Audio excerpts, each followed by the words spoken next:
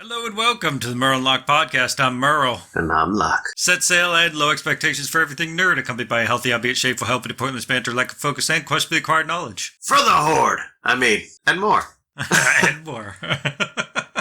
So, as you can already tell, we're going into more World of Warcraft. Now, we've gotten some complaints already. Just earlier.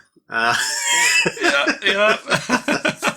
But it's a new expansion, and we have to delve into it. Delve? I see what you did there. Totally intentional. Yeah. Anyway, we're at the point now where we've gone through the Isle of Dorm, we've gone through the Ringing Deeps and Hollowfall and Ashkahet, and now it's time to tie it all together with the last campaign quest line, which is the War Within.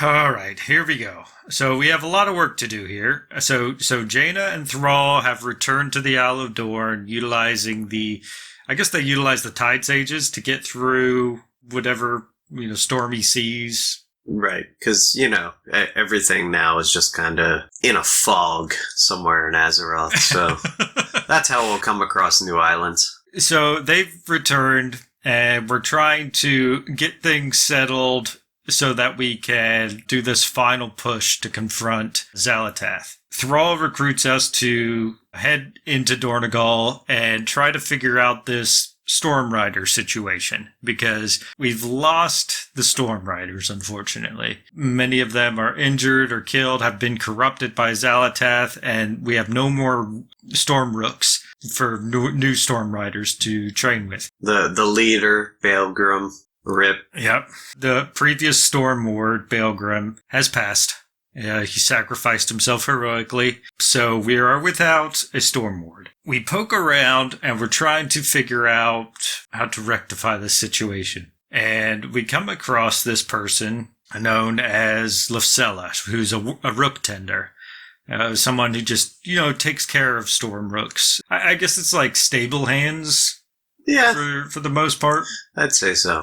So we come across her and asked if she has any knowledge as to the way that Baelgrim was able to summon Storm Rooks, because I guess he didn't pass on that knowledge because it was going against edicts, right? Yeah, it's sacred knowledge. So Baelgrim, he was a stickler for the rules. Well, we thought that on the surface, but turns out he had a way of summoning more Storm Rooks, and he didn't share that knowledge. So we're trying to figure that out and how he accomplished this. And so we're poking around trying to ask different people what they know, gathering information. We come across Rook Tender, Lefsella.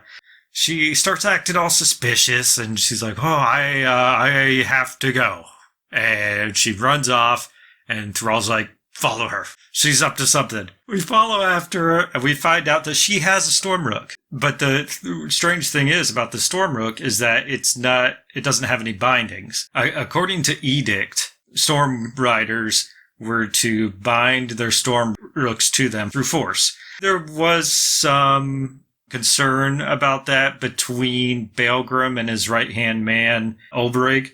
And Ulbrig said we should convince the Storm Rooks to work with us, not force them to work with us. We didn't know this at first.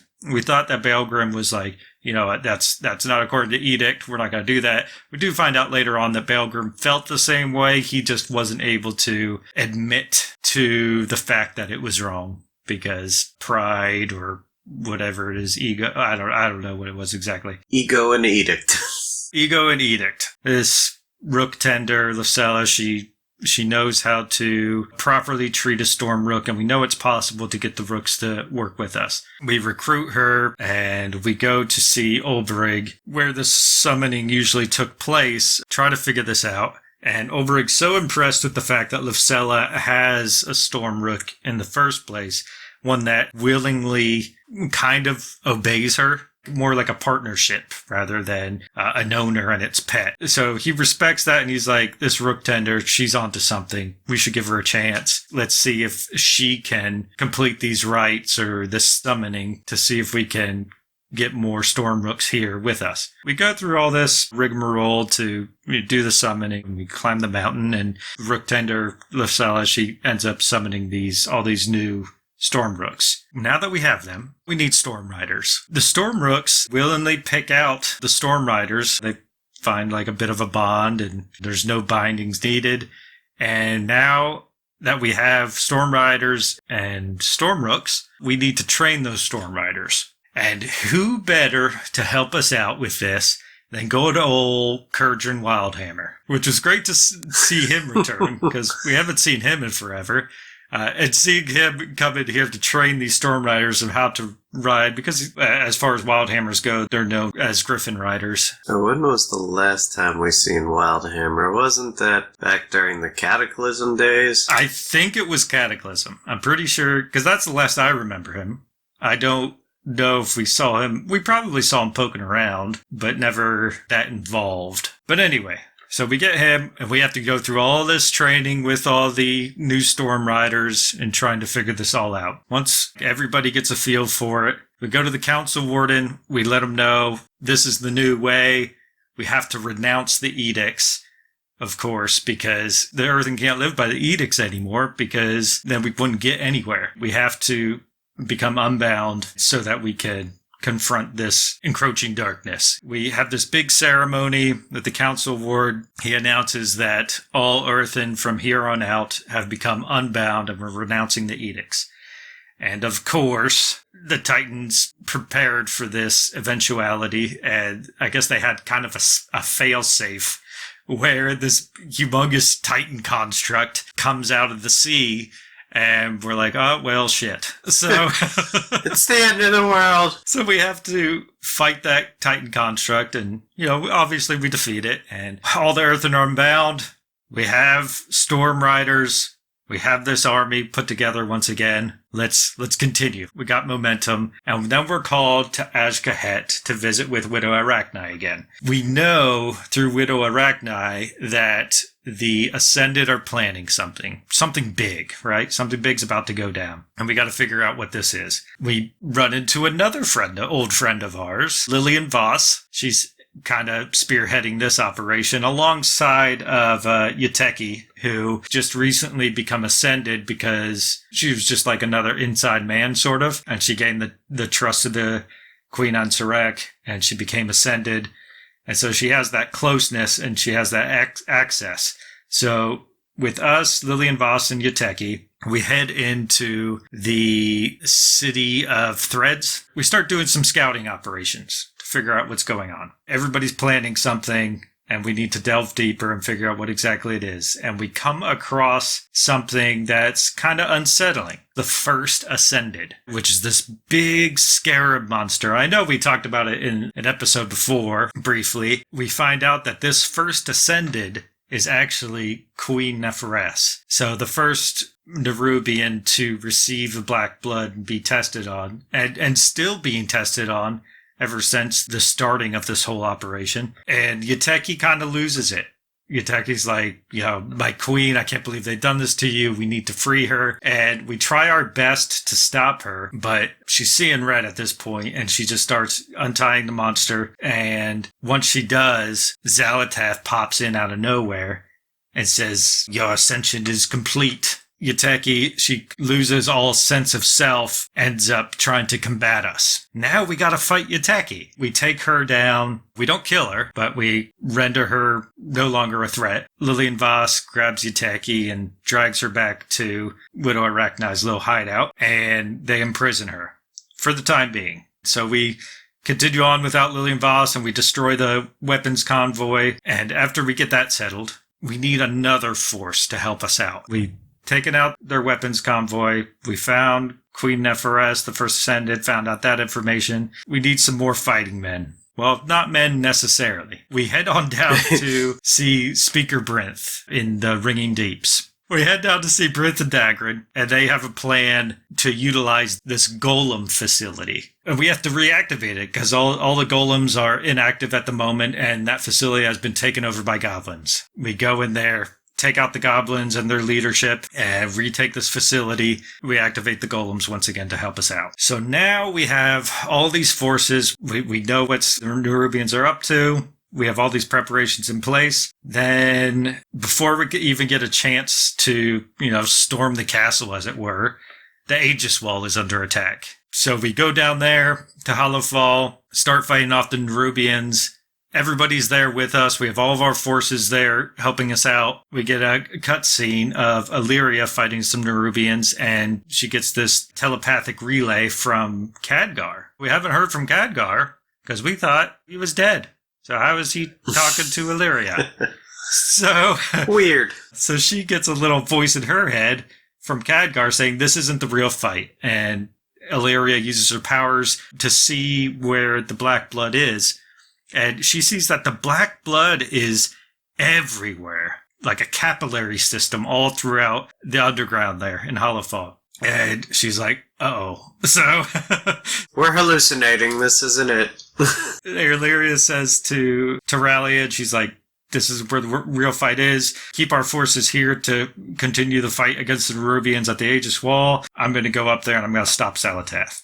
So Illyria grabs us, Anduin, and Feyrin, and we head over to the Priory of the Sacred Flame. We get there, and it's just covered by darkness. And we have to fight against it, and we have to go to all these little light wells and stave off the darkness. Once we get through there, we run once again into the First Ascended, Queen Neferess. And we have to fight her. We have to combat her. And the whole time, she's crying, and she's in pain, and she's speaking out against herself, and we could see like the queen's will coming through this monster.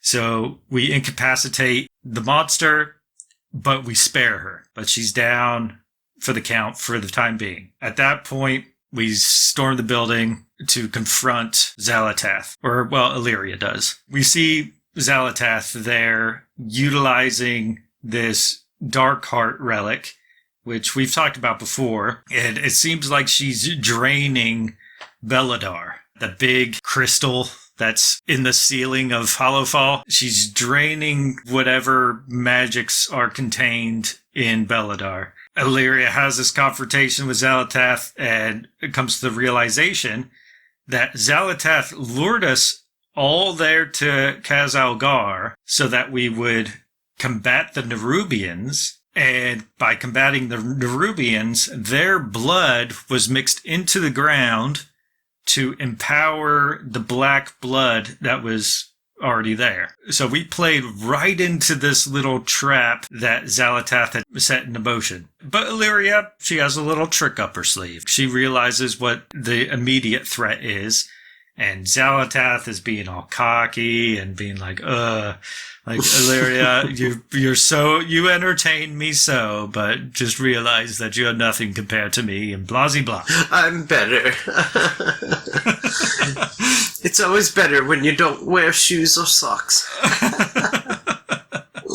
She draws back an arrow and points it at Xal'atath, and Xal'atath's laughing at her. And Illyria's like, I'm not aiming for you. She points at the Dark Heart, lets loose an arrow, and she shatters the Dark Heart. Obviously, it makes Xal'atath a little upset. So Xal'atath is all like, she's like, oh, this isn't over, and she vanishes away. And after this Dark Heart is shattered, out comes this crow-type arcane energy transmutation thing. It just comes flying out of the Dark Heart and crashes into the ground. It turns into its human form, which is Khadgar. Some people were upset by this.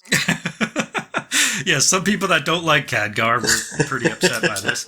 I mean, I don't know how you could not like Khadgar. He's awesome. I don't know, but they would have been excited for these next events, but then followed by more disappointment after that. So go ahead, continue. Right. So he collapses to the ground, and he's very weak. And Illyria runs to his side. He says some final encouraging but parting words to Illyria, saying that he was right to believe in her, and he knew that he would stop Xal'atath and her plans, foil her plans. Right there in Illyria's arm, he passes. Then up comes Anduin. staring into the renewed light of Beladar. He looks down at Khadgar. And he thinks of his daddy. And he thinks of his daddy. And he puts his hand on Khadgar's chest, and the light returns to Anduin, and he's able to resurrect Khadgar. Well, either resurrect, or maybe Khadgar was on the brink of death and he just healed him. I don't know exactly. I would say resurrect, but yeah, anyway. So Khadgar's back. He's fine. The lights return to Anduin. Everything is right in the world. We get some tidbits here and there towards the end as to how Khadgar survived the beginning of this expansion. He kind of embraced being engulfed by the Dark Heart's powers, but in order to survive, he had transmuted himself into pure arcane energy, was absorbed by the Dark Heart. So he was surviving, which of course cost him good for being trapped in there for so long, which we don't know like what happened while he was in there. It was like some kind of pocket dimension or what it was exactly. He did lose the use of his legs, so now he's wheelchair bound. So that's unfortunate for poor Khadgar, but he survived, and He'll be fine. I'm sure he'll be fine. Of course, they have Queen Neferess as a big scarab monster. She's back down in Azkahet. She's being supported by everyone there that loves and adores her. Just hanging out in the inn, trying to do stuff. She's trying to. Having a hard time of it, but I'm sure she'll be taken care of quite well down there. And then we go to see Anduin and see how, he's doing with all this. And he's having a conversation with Thrall, which, brings us back to like this little sneak peek animation that we saw before the expansion actually came out. He's having this deep conversation with Thrall and referring back to the letter that his father Varian had given to him. The way Anduin saw it was that, the world still needed Varian and Anduin still needed Varian.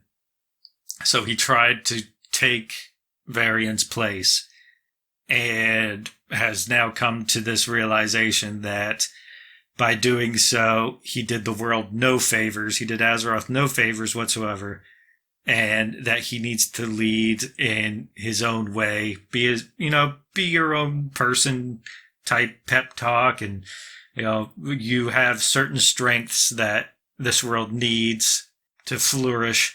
And he's ready to take up that mantle again. We're not saying that he's back to his kingly duties or anything quite yet, but he's ready to, at least. That's where we leave off with the War Within campaign. I know it was quite a lot to get through in that, and we're still looking for updates in the future as to campaigns to come across. We still don't know where Xal'atath is at the moment, or what she has in store for us in the future, or what she is going to try to do in the future. We still haven't gotten too into the Hornir, the underground troll people. That's true. So we have that to look forward to. There's been, some speculation as to going deeper into the world. And of course, the Radiant Song is still being heard by people. So there's still trouble of some kind afoot. But for the moment, we've gained some pretty big victories, and we've gotten a handle on things. So for now, we'll enjoy a little bit of peace and respite before Xal'atath comes back with something new for us. We're going to do some R&R. You guys will enjoy not hearing about World of Warcraft for a little while until the next thing comes. Until the next thing comes out, then we'll delve right back into it. Right. But for now, our whole nerding over World of Warcraft is at an end for at least an episode or two. We are satiated. And it was a great campaign. I absolutely loved this campaign. I thought it was so good. I really enjoyed it. Do you have any parting thoughts for the War Within campaign? I just really did enjoy the overall story. I even went back and did one of the dungeons and noticed just how much the wall breaks that they have and certain comments that are made. And that's just kind of what I miss about World of Warcraft. Just something that, like, jumps out of the game and isn't, like, super serious, kind of jokesy. I loved it. I can't wait to see more. I want to see what else they have in store for us. I mean, we still got to run all the dungeons and the raid in their entirety rather than doing just solely the story mode stuff. And looking forward to doing that. That's all from us at Merle and Locke. We'll keep you updated, all you World of Warcrafters. Thank you for joining us on the Merle and Locke podcast. If you enjoyed this banter, please consider becoming a patron by going to patreon.com/Merle and Locke, or simply follow the link in the description. Thank you.